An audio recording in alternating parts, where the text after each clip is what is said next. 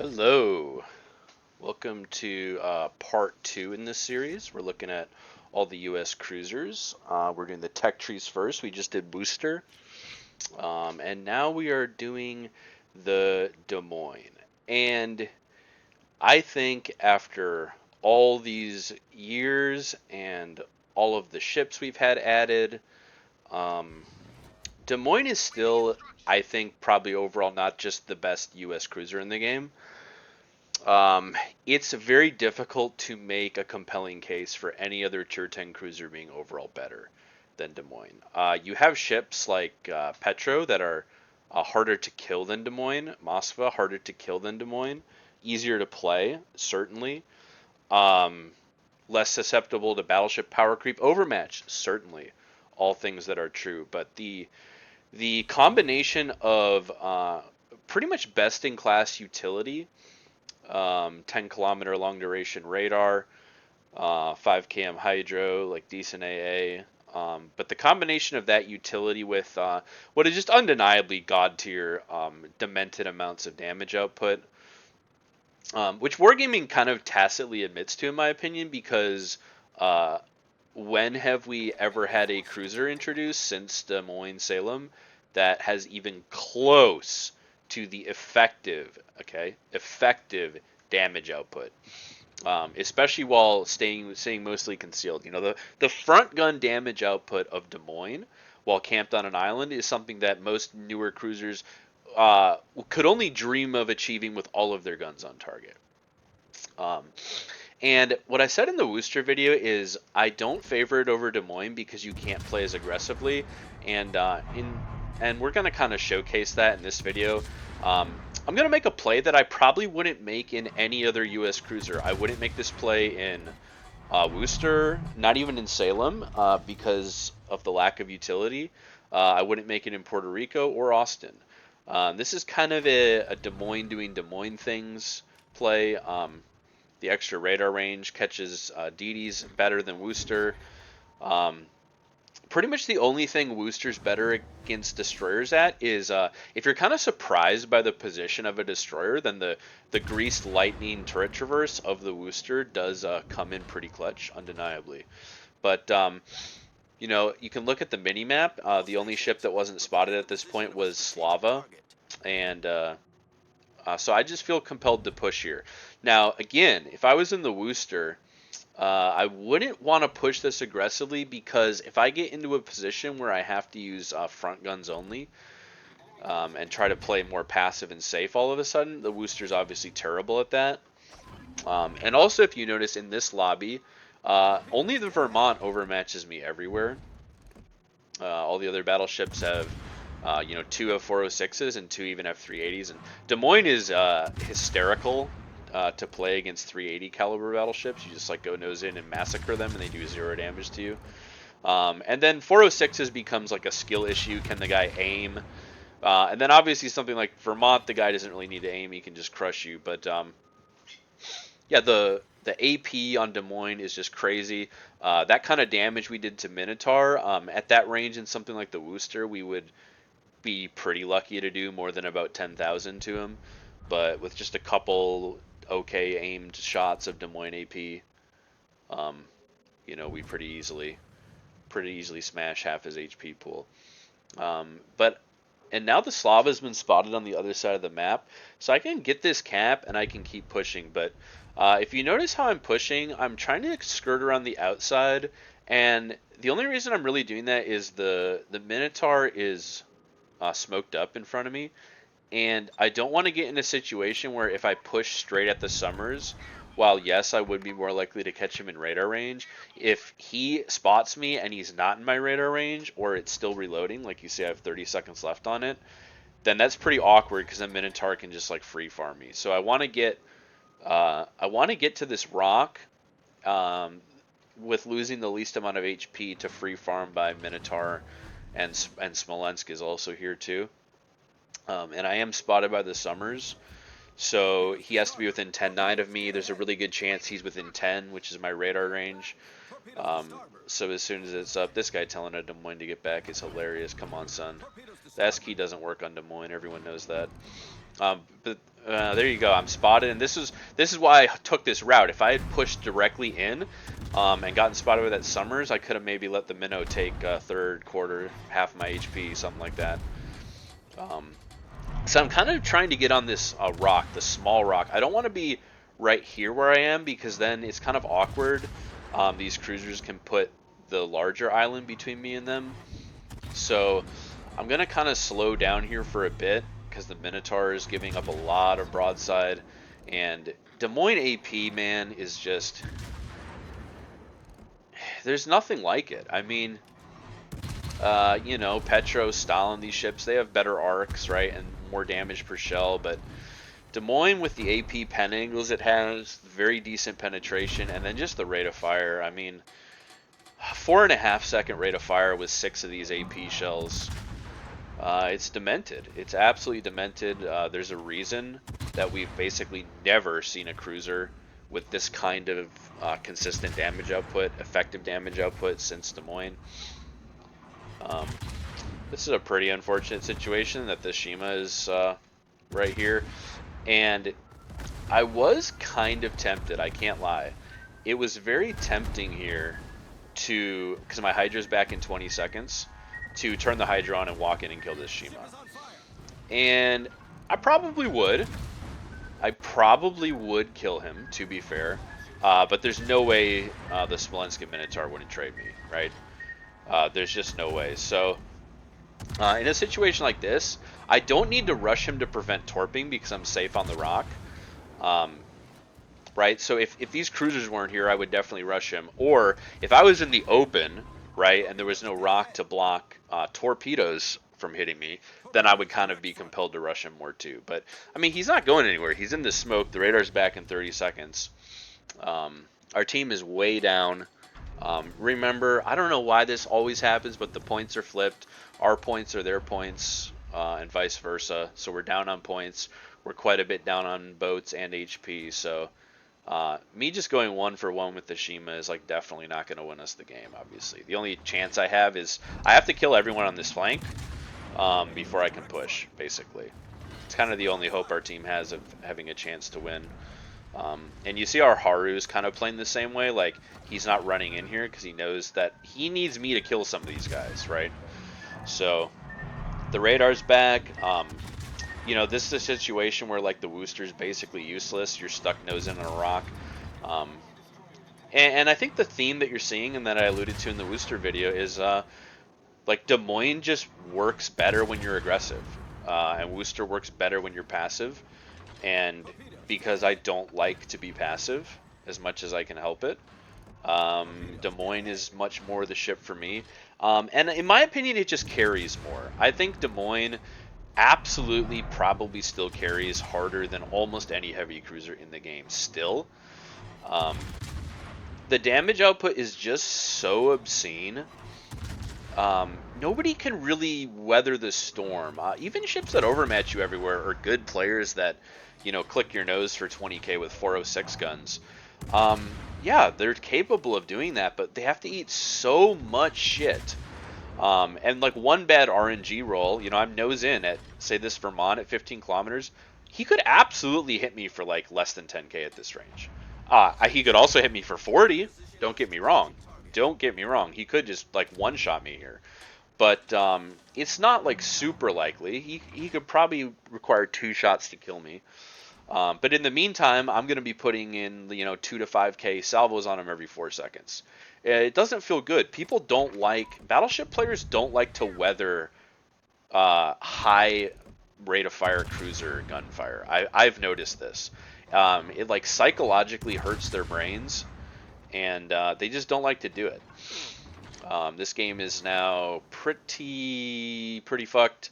We still have 2 caps, but we're down 100 points. We're in a 3 versus 7, and we're down like 2.5 to 1 on HP. But these are the situations where like you cannot count out the Des Moines, and the combination of utility. You know, Salem could do well here too, for sure. But Puerto Rico, Austin, Worcester, kind of forget it. You just don't have the damage output, the consistent damage output on those ships and the utility. So this is kind of a situation where Des Moines is in its element, even compared to Salem, because you see that they have two DDs and a sub. Um, and the extra range on the radar is very nice for dealing with destroyers. And but just not only that, it's the fact that you can just kind of use your front guns and still deal with DDs. Worcester, you're heavily incentivized to go like 35, 40 degrees to get all your guns off on DDs because you just don't effectively damage them when you're nose in. And that obviously opens you up more to battleship crossfire, to destroyer torps hitting you while you're spinning. Des Moines, you can just sit on this rock, and I could do this with Salem too, but the combination of the hydro and the radar makes it a much more safe prospect. There you go, Slava doesn't really. This guy doesn't really seem to know where to shoot me. I think he got mostly like belt and then a couple overpens, but I mean, you see the kind of damage. Like, I'm not even aiming it that well, man, and it's just still like 6,600 in that salvo. I mean, Des Moines AP is fucking disgusting. It's disgusting. And I mean, I'm gonna pen this Slava's belt at this range, like at this angle, this range, 25 degrees. Like I'm still gonna AP him. So now the only battleship with shots on me is the Vermont, and this is kind of the hide or risk it situation, and I'm gonna risk it because I don't think he's gonna one shot me. Is what it comes down to. And with a 35 plus second reload on his HP pool, the kind of damage that I'm going to pump into him between reloads is going to be like absurd. It's going to be absolutely absurd. And he's also not aiming well. I mean, but like he clipped my stern. That was 15,000 with the rear guns overmatch. Um, but the Des Moines is so good that it's hard to cry about overmatch in the Des Moines. It kind of is hard because like it's just the damage output is so extreme. Uh, I mean, obviously the Vermont has double my HP pool and double my healing, triple my healing capacity. But I mean, I did just basically out trade him like what 2 or 3 to 1. Pumped out an obscene amount of damage.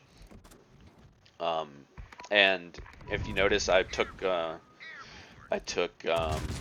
Superintendent, which I think is crucial on the Des Moines, because any game that lasts like 12 minutes, you will absolutely use a fourth consumable of some kind. I've used all of my heals. I'm using my last radar. I get the sub, and there's Confederate, and I sadly do not have Halsey on the Des Moines. Halsey is extremely good on Des Moines. Des Moines is probably the best American ship in the game to put Halsey on, because you just get Confederate all the fucking time, and it has the most effective continuous DPM.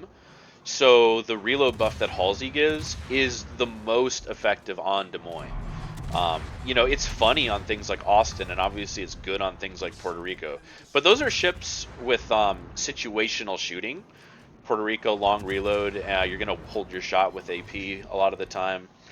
But yeah, back to the game. This Harugumo obviously played extremely well. We basically like almost 2v12 their whole team. And yeah, this guy is shooting HE at me, but I mean, Des Moines AP volleys, he's like a sub 4 second reload. Uh, and he can't overmatch me anywhere. It's a guaranteed massacre win. And I'm gonna stress that throughout this series, these 10 games, 2 per ship, we're all recorded in a 10-game session. I have that in the screenshot. So this is like a normal look at Des Moines. Like this isn't like the best Des Moines game of the last month or anything like that. This is just I played 2 games in Worcester. This is the first game in Des Moines. 3K base XP. Uh, it's just crazy. Yeah, it's like 50k damage to that Vermont in no time. 50k to Slava in no time. Shitting on DD, shitting on the Minotaur. Des Moines it does it all, and that's kind of why I personally prefer it to the Worcester. Is it does what Worcester the thing that Worcester does the best is AA. Des Moines can't touch it on an AA build for sure, for sure. But when it comes to guns and fighting other ships, Worcester in its element of farming ships at pens everywhere or starting fires is slightly better than Des Moines. But then Des Moines is like hands down better at everything else. And Worcester like doesn't hold like there's no universe I would have won that game in a Worcester. Like it's a physical impossibility. It would not have happened. The kind of damage that I got on these ships is just not physically possible to do in the Worcester. And that's kind of what you saw in those Worcester replays, right? Is like the game progresses into a situation where I don't think I can't win it. Um, Confederate, Dreadnought, High Caliber. I mean, it's just the boat is so incredibly consistent, demonic damage output, and super good utility. And anyway, yeah, we'll go straight into the next replay. All right, we're straight into the next replay. And these were back-to-back games played just after the two Worcester games. And if you look at the matchmaker here, this is a pretty poor case scenario for Des Moines these days, at least. Patry, Vermont, Ohio Thunderer, all overmatch me everywhere. And then Vermont, Ohio Thunderer have like pinpoint accuracy. They're definitely capable of just like clicking on my forehead for half my ship. The Patry is more of a shotgun, but it definitely can just randomly take 20, 30k chunks out of you. They also have a Des Moines super good ship. The Zhao HE hurts a lot, and then Venezia Sap hurts a lot. If you're showing 15 degrees in Des Moines to Venezia, you get 15k'd. So unlike the last game where the matchmaker battleship and cruiser wise allowed me to kind of instantly push a flank very hard, this one is going to have to be definitely more on the passive side of things to start now, because we don't want to play passive in Des Moines. Okay, we want to be aggressive, but we want to be aggressive in a way that might work. Okay, being aggressive and like pushing into the A cap is not going to work. So Ohio and Des Moines are here. That's not good.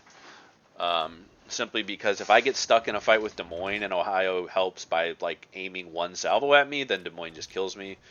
So we're gonna have to do some like classic Des Moines island humping at the start of this game, and Des Moines is extremely good at it. It's like I said, it's every bit as good, if not better, than Worcester at this playstyle. And the reason why I say as good or better is Worcester would actually do more HE damage output to this Des Moines I'm fighting, but anytime this Des Moines goes a little bit broadside and I can AP him, then all of a sudden Des Moines' damage output skyrockets over a ship like Worcester. So what I want to do here is I want to make sure I can get in a radar range of A. And this is another asset of Des Moines compared to Worcester. You see the radar range line on the map. I would have to get a whole kilometer closer to radar this guy that's on A if I was in the Worcester. And as you can see by the contour of this island, that's not something I could do unless I was actually poked out around the edge of the island. So that extra kilometer of radar range on Des Moines, even though the buffer range is similar, right? Worcester and Des Moines both have like the 0.8, 0.9 kilometer buffer where between their spotting, between where they're detected and their radar range. So like open water, it's kind of a wash because you have to push in just as much. But with Des Moines, there's just a lot of positions on many maps where you can have radar coverage of an entire cap while being totally safe. And that's not always true of Worcester with the 9-kilometer radar. So we're just kind of damage farming here now a little bit because we ran Alvaro off the cap. Obviously, if I wanted to actually get shots on Alvaro, I have to place myself almost inside of A, and I would be crossfired by a Vermont and Ohio and an FDG, and that's probably not it. So we're just going to do this, AFK farm on the rock strategy here a little bit. Des Moines has a very nice combination. It almost has, in my opinion, the perfectly designed combination of max base range, where it's usable, decent shell arcs out to its max base range and flight time, making shells easy to hit, and they arc like very instantly, right? Some shells take almost as long to hit 14 kilometers as Des Moines shells, but they come out at a flatter trajectory.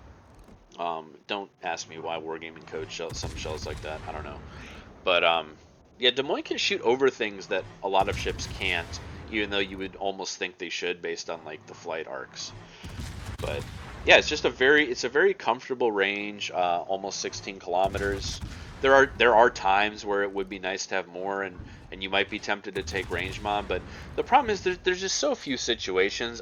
Man, aside from a battleship just like literally going AFK and nose in, the amount of times the extra, 2.5 kilometer or 3 kilometers of range, I value more than just, 3/4 of a second off the reload.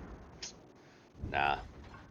Overall, not worth it. The last game, if we had range mod, we would have been fucked. It was a lot of times like that reload really matters. Now I guess if you play on like C server, maybe range mod Des Moines starts to make sense, but I just don't think it makes any sense. You don't hit anything other than, like I said, irrelevant AFK battleships. Um, broadside for mod at 9 kilometers, so we can get to use the AP. And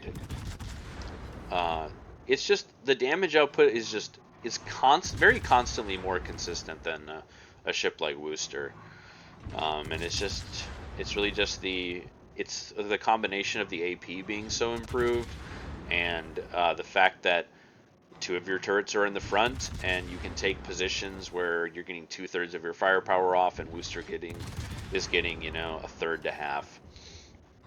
So as soon as we kill this Vermont, that's going to kind of open up the game, because the Ohio's died, and we're going to finally be able to leave. I've kind of just been AFK on this rock. Farmed decent damage, 65k here, but now we can push. I haven't had to use a Hydra yet. There's no one on the cap, and I'm just kind of saving the radar in case Alvaro comes back, or if Des Moines uses his or something like that, because I could hit it right now and just try to get lucky, but I'm hitting it right now because the Des Moines just popped his. And I would, he's popping his to see what the battleships are doing and get position on them. So I want to hit mine in return, so the battle, right? I don't want it to be a one-sided where the Des Moines knows what they're doing and my ships don't know what he's doing. But I did fortunately catch the gearing in it. I don't really know why he's there. Kind of interesting. But if I can, stop aiming like an incredible dirty dog, I should be able to kill this guy. The extra kilometer range, obviously, as you see, coming in extremely clutch. I don't have to completely leave my rock. He's still in radar range, and would not probably get that kill with Worcester radar, quite possibly. He would have gotten outside the range. And I think this Des Moines just realized his game is over, so he's just trying to get the damage on me that he can. But I mean, he's dead. He's getting 3. He's stuck between 3 ships and a Des Moines. Like he doesn't really have a chance because his whole team suicided on this flank. 2 American battleships with fast cooling heals somehow died to a main Kremlin and Henry in no time. Kind of impressive, really. And so this guy is just completely fucked. And as soon as he dies, we're going to be able to push up middle. He's actually like doing a fair job of angling. He's not giving enough to get citadeled on most of these shots, but I think this one probably can citadel him. Yeah, the Des Moines pen angles are so good. If you're fighting another Des Moines at this range, 5 kilometers, and if you aim under the front turrets, I mean, you can definitely get citadels at like really nutty angles, like 20 degrees, close to 20 degrees. You can actually get citadels, which is kind of nuts. And it's just the combination, again, I'm just repeating myself. It's the combination of like this firepower while pushing, and that's a big aspect to me of Des Moines over Worcester, is like I've got to show a lot of angle, and it's not just about showing angle and getting smashed in the Worcester. It's about every time you're showing angle, you're slowing down your push, right? Like I'm pushing at this guy at, you know, close to max speed, 30 out of my. I think I actually forgot my flags this game. Why am I? Yeah. Okay. Apparently I played this game with no flags, so good thing I didn't blow up from a debt. But you know, you're going close to max speed, but retaining 2/3 of your DPM. Whereas in Worcester, if you want to push nose in at people, you shoot 2 turrets at them.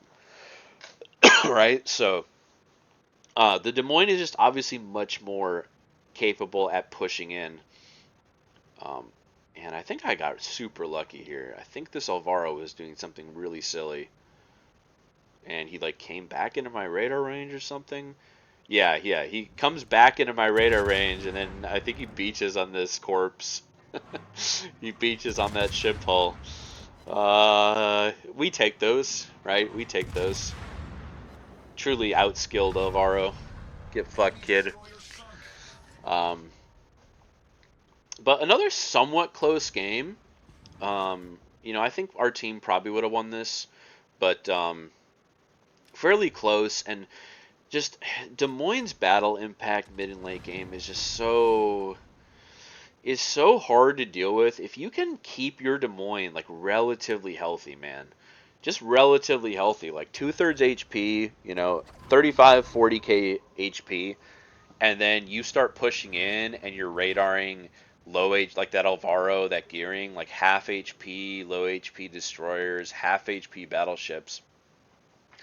You kill people so fast you don't really trade health, if that makes sense. Like if I'm pushing in on this HP and there's a full health, you know, whatever, like, and they can whittle me down, then the next target becomes a problem. But like the damage output is so extreme. Um, you know, these ships, they get down to like half HP and you just kind of annihilate them. You know, you hit a radar on a destroyer and you kill it in like 4 shots. You like this, you get a thunderer or something and you only get a few salvos off, and it's still like extremely good damage. So that was two. I got 2 salvos off on this guy. Um, and he's immediately turning away because he knows if he pushes in, like I don't know if you just noticed that he just went flat to 2 of my battleships rather than let him get farmed by a Des Moines. Because and honestly, I can't even say that's the wrong play, because the reality is that if he kept angling to that Kremlin in Maine and I kept farming him, he would have died faster. He would have probably been dead by now if he had kept pushing in and let me farm him, because I pen him everywhere, right? I mean, so you might think that's insane that that guy just went flat to 2 battleships instead of letting a cruiser farm him, but unironically, probably the right play to roll the dice. And as you saw, he, you know, only got 30k'd. Overmatches me for 10k with 2 turrets. I kind of got lucky. I feel like that should have been a Citadel, to be honest. But and now we're at the next rock, and we're just going from rock to rock and farming damage. And I am holding onto this radar, if you notice, even though I'm probably able to radar the Holland and the Groningen.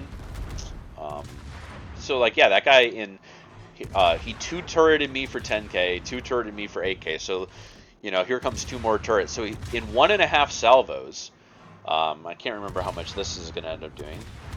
A decent like 2.5 salvos. Okay, so 2 salvos here, right? Missed. So in 2 salvos, he does like 18,000 to me. Very respectable. And that's why you can't, you know, if this guy was full health and I was in a 1v1, I'd be in trouble. But anyway, I'm holding on to the radar because the game's basically won unless we like turbo throw, and the only way they're ever going to be able to win is to get back in the caps.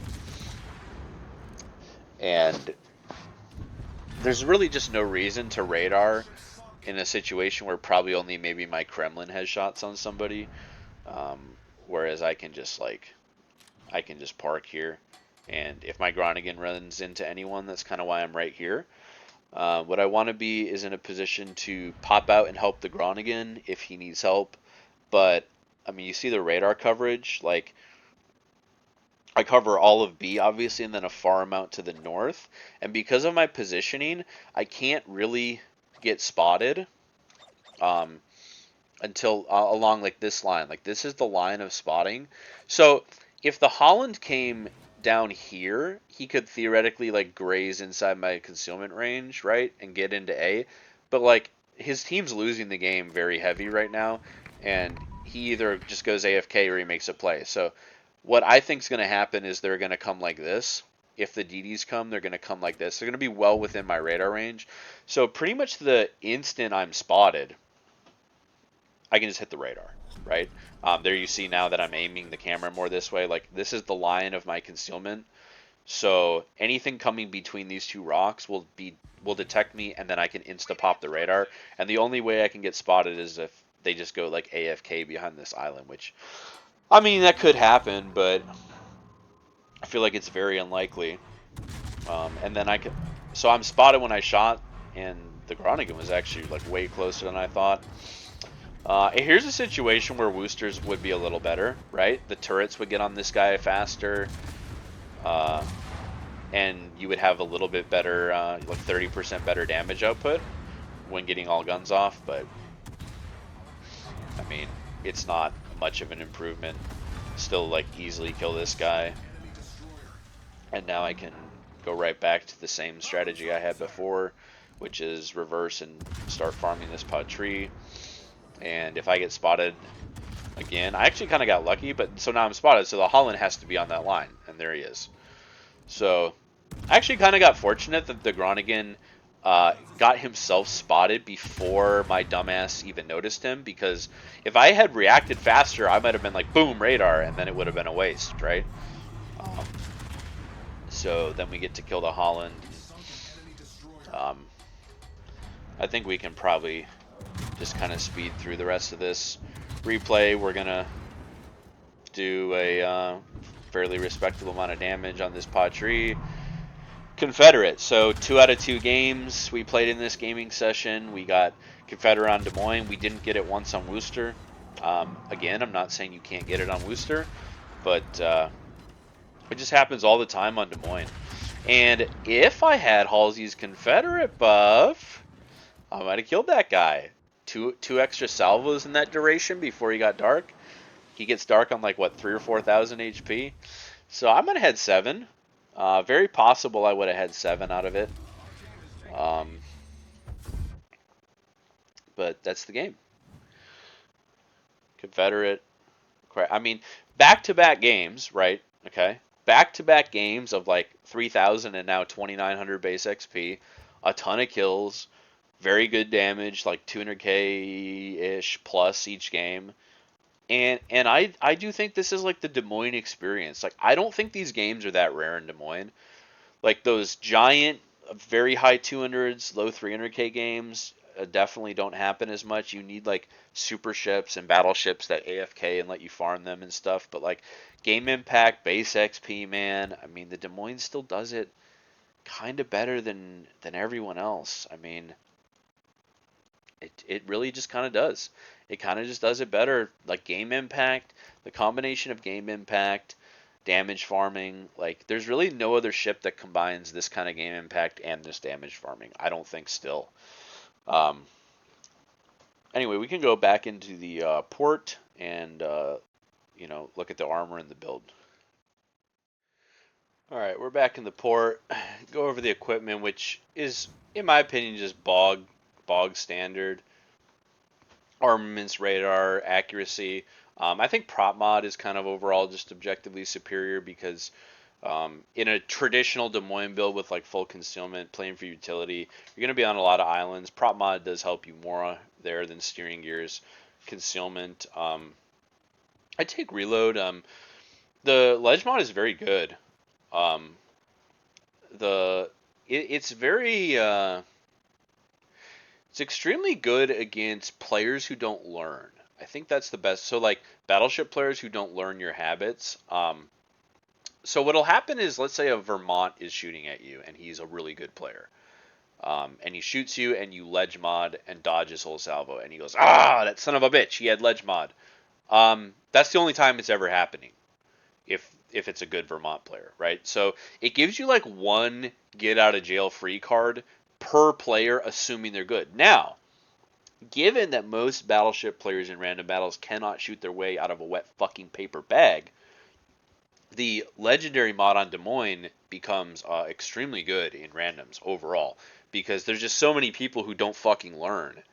And they shoot you and you back up or go forward and they're like, oh my god, how did I miss? And then they miss again and they miss again. It doesn't save you against good players, maybe more than once. Honestly, because I run some of these mods from Aslan's, like if I see a Des Moines with standard range and standard reload, I assume he has legendary mod. So I don't shoot my whole salvo at him. If I'm in something like Vermont, I shoot one turret, wait to see what happens, shoot a turret, and it doesn't really accomplish much. So the legendary mod on Des Moines is like a bad battleship player kryptonite, hugely impactful against bad players, and less so, I think. I don't find that the legendary mod on Des Moines really ever trips me up unless I don't look at my mod first. If I don't know the DM player has ledge mod, then I will sometimes miss that first shot, and then I'll never miss him again because I know now, right? So, but it's definitely good. Um, I'm a slut for DPM, so I don't care about it, but it's very good. Um, don't take DFAA, please. Just fucking stop. Commander, I don't have Halsey. Halsey is Des Moines is the best ship for Halsey, honestly. Um, like I have him on Vermont, which is why it's not on my Des Moines, because I am a Vermont slut. But Halsey's undeniably the best on constant DPM ships. So Worcester, uh, and Des Moines and Salem. However, on Worcester you don't get Confederate as often, so for that reason Halsey's better on Des Moines. And also the improved skills. A turret traverse and grease the gears, both top tier skills on Des Moines. And as far as the build, the only thing I would maybe say you change here is that you definitely want these two skills in this second row. I don't get any value out of priority target man. I mean, look at your monitor and you will know who's aiming at you, right? So um, consumables enhancement for longer radar. I definitely think you're taking AR concealment and superintendent. You can run a lighthouse Des Moines. To me, that's what Salem is for. I don't know why you would give up your role as Des Moines as a utility cruiser to gain DPM. Um, Salem has no uh, utility. That's why you can do it on Salem. Uh, and then these two skills I think are very up in the air. This is 7 points here. That could absolutely be spent on top grade gunner, for example. Every time you're radaring a destroyer, you're guaranteeing a 8% 8% better reload, which is about a half a second off your reload. It is a non-insignificant amount. And obviously, like in both of those games, we had a lot of close range fights, especially in that first replay. Top grade gunner would have, it's a straight DPM buff. You do utilize it a lot in the Des Moines. I did say in the Worcester video, I'm a whore for this skill because I despise CVs with every fiber of my fucking being. And this is just like pure copium. It fills my lungs with just this warm, fuzzy copium. I'm like, oh, my radar and my heel reloaded faster. Ooh, I feel so good about this CV clicking my forehead for 30k now. Yeah, it's kind of copium, but it's also hilarious because a lot of CVs do rightfully hump a Des Moines because you're probably the most impact ship on your team. So if you're on an island and a CV sees you there, it is really in his best interest to hump you.